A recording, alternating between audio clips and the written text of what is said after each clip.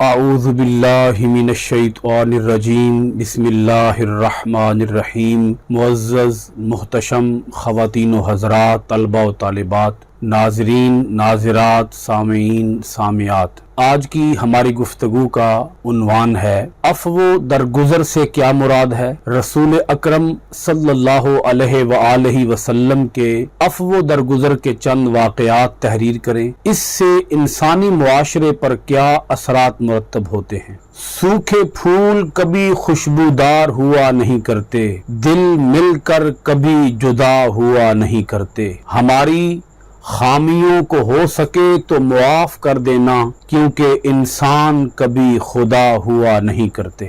عفو کے لغوی معنی ڈھانپنا، معاف کرنا، درگزر کرنا، انتقام نہ لینا اور نظر انداز کرنے کے ہیں، جبکہ اصطلاح میں عفو سے مراد بدلہ اور انتقام کی طاقت رکھتے ہوئے حصول ثواب کی خاطر بدلہ نہ لینا عفو درگزر کہلاتا ہے۔ معاف کرنے اور معافی مانگنے کی اسلام میں بہت فضیلت بیان ہوئی ہے۔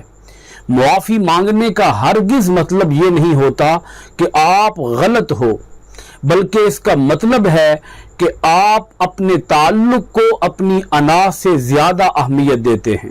معاف کر دیجئے، آئندہ ایسا نہیں ہوگا، یہ ایک ایسا جملہ ہے جو سخت سے سخت غلطی کو بھی چھوٹا بنا دیتا ہے، سنگ دل سے سنگ دل شخص کو بھی موم بنا دیتا ہے، بڑی سے بڑی آگ کے لیے پانی کا کام دیتا ہے، ظالم کو رحم پر مجبور کر دیتا ہے، دشمن کو دوست بنا دیتا ہے۔ عفو ازروِ قرآن سورۃ البقرہ کی آیت نمبر 109 ہے، فَاعْفُوا وَاصْفَحُوا، پس معاف کرو اور درگزر کرو۔ دوسری آیت سورۃ البقرہ آیت نمبر 237 ہے، وَأَن تَعْفُوا أَقْرَبُ لِلتَّقْوَىٰ، اور اگر معاف کرو تو یہ تقوی کے زیادہ قریب ہے۔ تیسری آیت مبارکہ سورہ آل عمران آیت نمبر 134، وَالْكَاظِمِينَ الْغَيْظَ وَالْعَافِينَ عَنِ النَّاسِ واللہ یحب المحسنین، اور وہ برگزیدہ لوگ غصہ پی جاتے ہیں، لوگوں کو معاف کر دیتے ہیں، اور اللہ نیکی کرنے والوں سے محبت کرتا ہے۔ چوتھی آیت مبارکہ سورہ الشورى کی آیت نمبر 43 ہے، وَلَمَنْ صَبَرَ وَغَفَرَ إِنَّ ذَلِكَ مِنْ عَزْمِ الْأُمُورِ، اور جو شخص صبر کرے اور معاف کر دے، یقیناً یہ بہت بڑی ہمت کے کاموں میں سے ایک کام ہے۔ رحمت یزداں کا ظرف ہے ورنہ، رحمت یزداں کا ظرف ہے ورنہ گناہ سارے کبیر ہوتے ہیں۔ عفو ازروِ حدیث پہلی حدیث مبارکہ، الراحمون یرحمہم الرحمن ارحموا من فی الارض یرحمکم من فی السماء، رحم کرنے والوں پر رحمان رحم کرتا ہے، تم زمین والوں پر رحم کرو، آسمان والا تمہارے اوپر رحم کرے گا۔ دوسری حدیث مبارکہ، وما زاد اللہ عبدا بعفو الا عزا، معاف کرنے والے کی اللہ تعالی عزت بڑھا دیتا ہے۔ یہ حدیث پاک ہمیں معزز بننے کا نسخہ عطا کر رہی ہے۔ آج انسان یہ سمجھ بیٹھا ہے کہ چھوٹی چھوٹی رنجشوں کا بڑے سے بڑا بدلہ لیا جانا چاہیے، اور اگر سامنے کمزور ہو تو اسے کچل کر اور اس کا نام و نشان مٹا کر ہی اپنی عزت کی دھاک بٹھانی چاہیے۔ اسی معیار عزت کی بقا اور تسکین انا کے جھوٹے پیمانے کا نتیجہ ہے کہ جہاں یہ وبا پھیلی ہوتی ہے، وہاں بے چینی کے ساتھ لڑائی جھگڑے سے لے کر قتل و غارت گری تک عام ہو جاتی ہے۔ آج معافی مانگنا بطور رسم تو رائج ہے، مگر اسے بطور عزم نہیں اپنایا گیا، جس کی وجہ سے زبان سے معاف کیجئے کے الفاظ تو نکلتے ہیں، مگر دل سے دشمنی اور بغض و کینہ کی سیاہی عموماً دور نہیں ہوتی۔ انتقامی جذبہ بدستور قائم رہتا ہے، جس کے ہوتے ہوئے نہ تو ہم کسی کو عزت دے سکتے ہیں اور نہ ہی عزت پا سکتے ہیں۔ تیسری حدیث مبارکہ سنیے گا، ما من رجل یصاب بشیء فی جسدہ فیتصدق بہ الا رفعہ اللہ بہ درجۃ وحط عنہ بہ خطیئۃ۔ جس شخص کے جسم کو کوئی تکلیف پہنچے اور وہ اسے یعنی تکلیف پہنچانے والے مسلمان کو معاف کر دے تو اللہ تعالیٰ تکلیف پہنچنے والے کے درجات کو بلند کر دیتا ہے اور اس کے گناہ مٹا دیتا ہے۔ چوتھی حدیث مبارکہ سنیے گا، ان رسول اللہ صلی اللہ علیہ وآلہ وسلم قال لیس الشدید بالسرعۃ انما الشدید الذی یملک نفسہ عند الغضب۔ بہت زیادہ طاقتور وہ نہیں جو مد مقابل کو بہت زیادہ پچھاڑنے والا ہو، بہت طاقتور صرف وہ ہے جو غصے کے وقت اپنے آپ پر قابو رکھے۔ پانچویں حدیث مبارکہ سنیے گا، ایک صحابی نے عرض کیا، یا رسول اللہ صلی اللہ علیہ وآلہ وسلم میں اپنے خادم کا قصور کتنی دفعہ معاف کروں؟ آپ صلی اللہ علیہ وآلہ وسلم نے ارشاد فرمایا، ہر روز 70 مرتبہ۔ 70 کا عدد ایسے موقعوں پر تحدید کے لیے نہیں ہوتا، حد بندی کے لیے نہیں ہوتا، لمیٹیشن کے لیے نہیں ہوتا، بلکہ صرف تکثیر کے لیے ہوتا ہے، کثرت بیان کرنے کے لیے ہوتا ہے، اور خاص طور پر اس حدیث پاک میں یہ بات بہت ہی واضح ہے۔ چھٹی حدیث پاک سنیے گا، نبی کریم صلی اللہ علیہ وآلہ وسلم نے منبر پر تشریف فرما ہو کر ارشاد فرمایا، تم مخلوق پر رحم کرو، اللہ تم پر رحم فرمائے گا، اور تم لوگوں کو معاف کرو، اللہ تمہیں معاف کر دے گا۔ ساتویں حدیث مبارکہ سنیے گا، جو شخص یہ چاہتا ہو کہ جنت میں اس کے لیے محلات تعمیر کر دیے جائیں تو اسے چاہیے کہ وہ ظلم کے جواب میں عفو درگزر سے کام لے، محروم کرنے والے کو عطا کرے اور قطع تعلقی کرنے والے سے صلہ رحمی کا سلوک کرے۔ یہاں 3 باتیں نبی کریم صلی اللہ علیہ وآلہ وسلم نے بطور خاص ارشاد فرمائی کہ ظلم کا جواب معافی کے ساتھ دو، جو تمہیں نہ دے تم اسے دو، اور تیسری بات، جو تم سے تعلق توڑ دے تم اس سے تعلق جوڑ دو۔ یہاں ایک اہم کوسچن کا آنسر سنیے گا، عفو کی حد کیا ہے؟ غصے کا آنا ایک فطری عمل ہے، اور اس کی وجہ سے معاشرے میں خون خرابہ، قتل و غارت اور دشمن و عداوت پیدا ہوتی ہے۔ اس لیے شریعت نے اس کا حل عفو درگزر کو قرار دیا ہے، لیکن یہ بات اچھی طرح یاد رہے کہ عفو درگزر کا حکم ایسے معاملات میں ہے جن کا تعلق انسان کی اپنی ذات سے ہوتا ہے، اور اگر معاملہ دین اسلام اور پیغمبر اسلام صلی اللہ علیہ وآلہ وسلم کی عزت و حرمت کا ہو تو وہاں غصے کا نہ آنا مذموم اور ناپسندیدہ ہے۔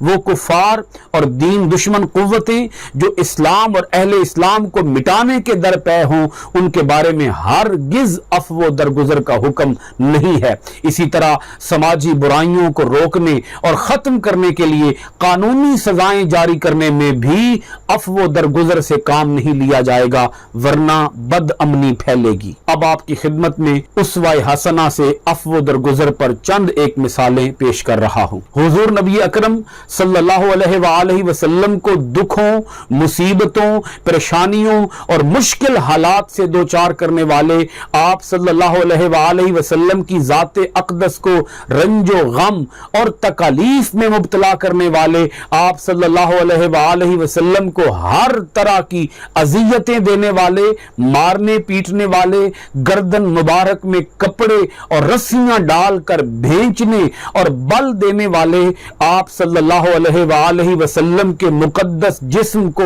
تیر و تفنگ اور نیزوں اور پتھروں سے لہو لہان کرنے والے آپ صلی اللہ علیہ وآلہ وسلم کو ذہنی کوفت دینے والے آپ صلی اللہ علیہ وآلہ وسلم پر ساحر، مجنون اور دیوانہ جیسے ناپاک جملے کسنے والے آپ صلی اللہ علیہ وآلہ وسلم کو اپنے وطن سے ہجرت پر مجبور کرنے والے آپ صلی اللہ علیہ وآلہ وسلم کے آل و اصحاب علیہم الرضوان کو خاک و خون میں تڑپا کر شہید کرنے والے، حتی حتیٰ کہ آپ صلی اللہ علیہ وآلہ وسلم کے جان کے پیاسے کھانے میں زہر دینے والے لوگ جب مفتوح، جنگی قیدی اور بے بس ہو کر مکمل طور پر آپ صلی اللہ علیہ وآلہ وسلم کی دسترس میں آئے تو آپ صلی اللہ علیہ وآلہ وسلم نے انہیں نہ صرف یہ کہ دل و جان سے معاف کر دیا بلکہ ان کو اپنے سینے سے لگایا اور ان کے لیے اللہ تعالیٰ سے دعائیں کی۔ یہی وجہ تھی کہ وہ لوگ جو کبھی اسلام کو دیس نکالا دینا چاہتے تھے، اسلام نے خود انہی کے دلوں میں ڈیرا ڈال دیا۔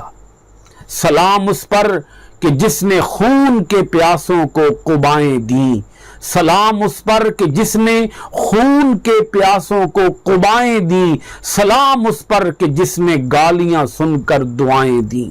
اسوہ حسنہ سے پہلی مثال، مشرک کے ہاتھ میں تلوار اور حضور صلی اللہ علیہ وآلہ وسلم کا عفو۔ حضور نبی اکرم صلی اللہ علیہ وآلہ وسلم ایک دن اپنی تلوار درخت کے ساتھ لٹکا کر سو گئے۔ ایک مشرک آیا جس کا نام تھا غورث بن حارث، تلوار پکڑ کر آپ صلی اللہ علیہ وآلہ وسلم کو جگایا، پھر آپ صلی اللہ علیہ وآلہ وسلم سے کہنے لگا، بتاؤ میرے ہاتھ سے آپ کو کون بچائے گا؟ آپ صلی اللہ علیہ وآلہ وسلم نے ارشاد فرمایا، اللہ۔ یہ سن کر اس کے ہاتھ سے تلوار گر گئی۔ آپ صلی اللہ علیہ وآلہ وسلم نے تلوار اٹھا لی اور فرمایا، اب تجھے میرے ہاتھ سے کون بچائے گا؟ وہ حیران رہ گیا۔ آپ صلی اللہ علیہ وآلہ وسلم نے تلوار نیام میں ڈال لی اور فرمایا، جا تجھے معاف کیا۔ محمد صلی اللہ علیہ وآلہ وسلم کسی سے انتقام نہیں لیا کرتے۔ کچھ ان کے خلق نے کر لی، کچھ ان کے پیار نے کر لی، مسخر اس طرح دنیا شہ ابرار نے کر لی۔ دوسری مثال سنیے گا، اہل طائف کی بدسلوکی اور حضور صلی اللہ علیہ وآلہ وسلم کا عفو۔ حضور نبی اکرم صلی اللہ علیہ وآلہ وسلم نے قریش کی شدید مخالفت کو دیکھ کر وادی طائف جانے کا ارادہ کیا تاکہ وہاں کے رہنے والوں کو دین اسلام کی دعوت دیں۔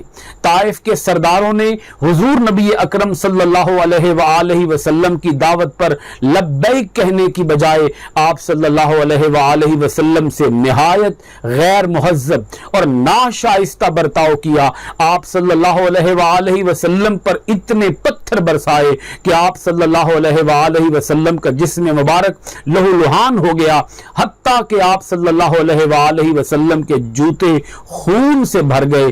اس موقع پر حضرت جبریل علیہ السلام حاضر خدمت ہو گئے اور عرض کیا، اگر آپ حکم دیں تو طائف کے دونوں جانب کے پہاڑوں کو ملا دوں تاکہ سرکش لوگ نیست و نابود ہو جائیں، مگر حضور نبی اکرم صلی اللہ علیہ وآلہ وسلم نے نہ صرف یہ کہ انہیں معاف کیا بلکہ ان کے حق میں دعا فرمائی، اے اللہ ان کو ہدایت عطا فرما۔ تیسری مثال سنیے گا، فتح مکہ اور حضور صلی اللہ علیہ وآلہ وسلم کا عفو۔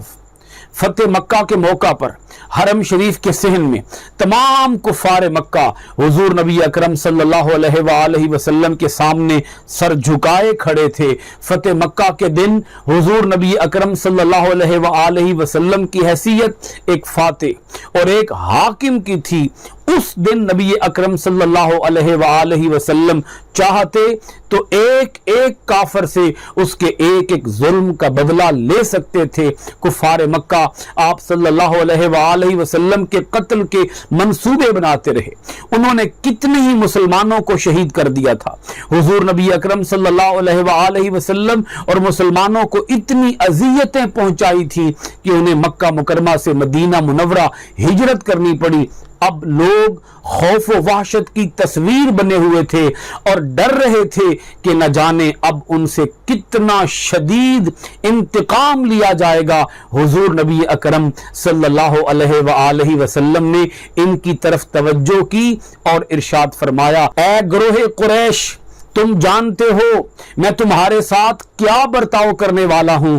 انہوں نے جواب دیا، آپ صلی اللہ علیہ وآلہ وسلم نیکی کا برتاؤ کریں گے، کیونکہ آپ صلی اللہ علیہ وآلہ وسلم خود مہربان ہیں اور مہربان باپ کے بیٹے ہیں۔ آپ صلی اللہ علیہ وآلہ وسلم نے قرآن مجید کی یہ آیت پڑھی، لا تثریب علیکم اليوم یغفر اللہ لکم وہو ارحم الراحمین، سورہ یوسف آیت نمبر 92۔ آج تم پر کوئی الزام نہیں، اللہ تمہیں بخشے اور وہ سب مہربانوں کا مہربان ہے۔ ایسی پرامن فتح کی دوسری مثال دینے سے تاریخ عاجز ہے۔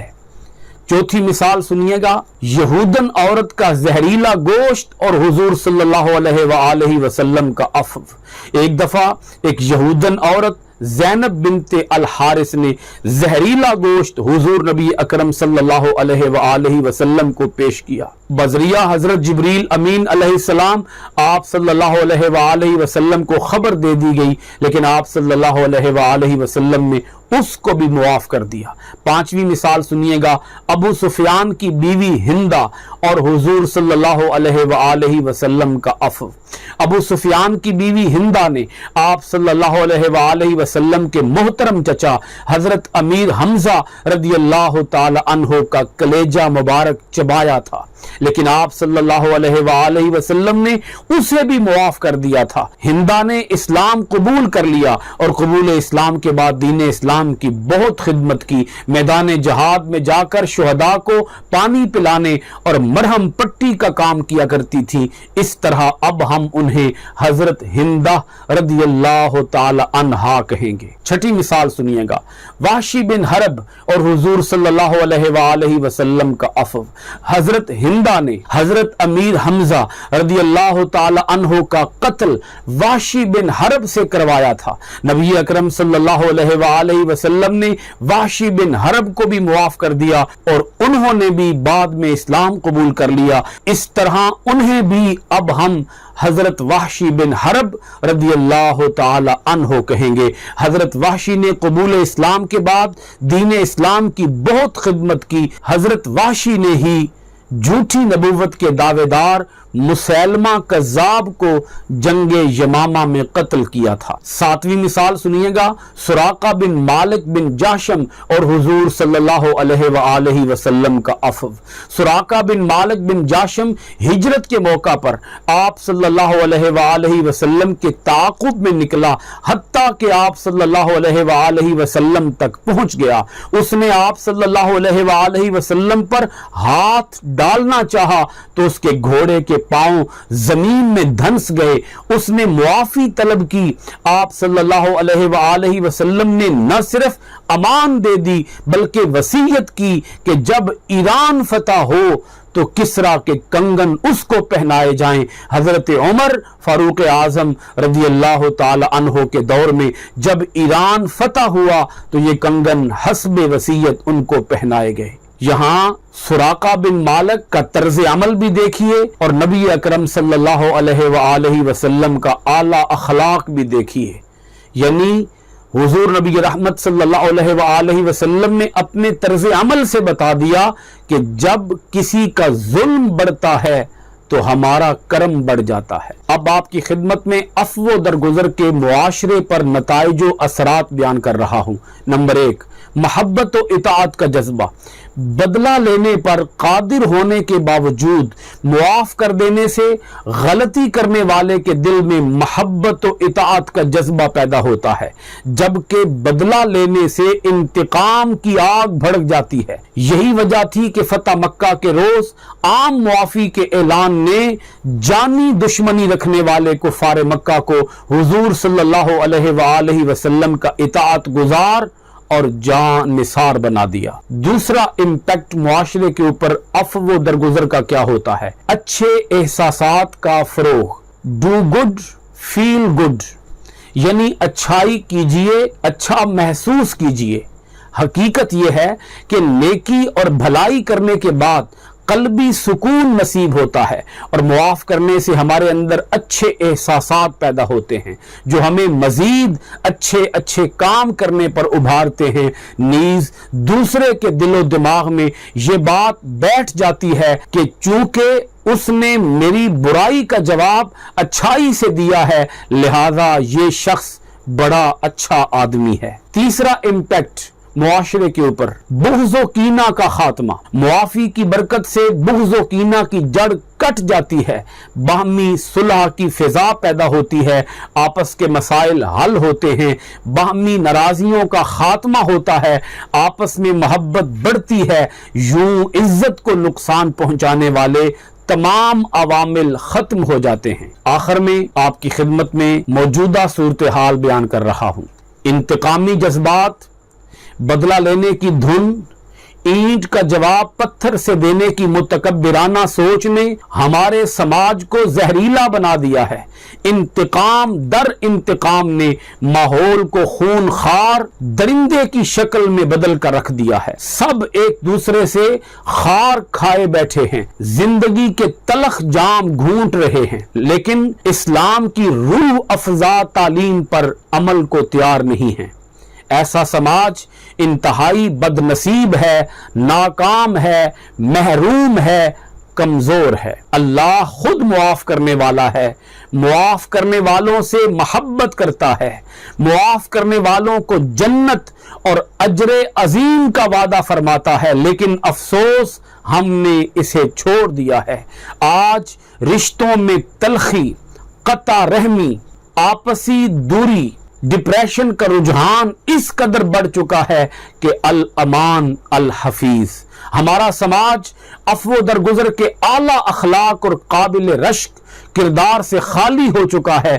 آپسی رنجشیں آسمان کو چھو رہی ہیں، گھروں میں رشتے بکھر رہے ہیں، تعلقات ٹوٹ رہے ہیں۔ ضرورت اس امر کی ہے کہ ہم سماج میں کشادہ دلی کو عام کریں، معاف کرنے کا مزاج بنائیں، لوگوں کو تکلیف دینے سے بچیں، اخوت و محبت اور بھائی چارہ کو فروغ دیں۔ اللہ تعالی ہم سب کو اخلاص کے ساتھ دل کی گہرائی سے معاف کرنے، آپس میں صلح کرنے اور اتباع قرآن و سنت کی توفیق عطا فرمائے۔ آمین ثم آمین یا رب العالمین۔ آخر میں دو جملے آپ کی سماعتوں کی نظر کر رہا ہوں، ان کو غور سے سنیے گا۔ بدلہ لینا اور سال ہا سال رنجشیں پالنا کسی مسلمان کا شیوا نہیں ہو سکتا، اور یہ بات بھی نوٹ کیجئے، خطا انسان کا شیوا ہے اور معاف کرنا خدائی شیوا ہے۔ آج کی گفتگو کا اختتام اس شعر کے ساتھ کرنا چاہوں گا۔ خطا کا پتلا ہوں معافی چاہتا ہوں، خطا کا پتلا ہوں معافی چاہتا ہوں، عرش والے سے بھی فرش والوں سے بھی۔ خطائیں ہو ہی جاتی ہیں، ازالے بھی تو ممکن ہیں، خطائیں ہو ہی جاتی ہیں، ازالے بھی تو ممکن ہیں۔ جسے ہم سے شکایت ہو اسے کہنا ملے ہم سے، جسے ہم سے شکایت ہو اسے کہنا ملے ہم سے۔ بہت شکریہ۔ السلام علیکم ورحمۃ اللہ وبرکاتہ۔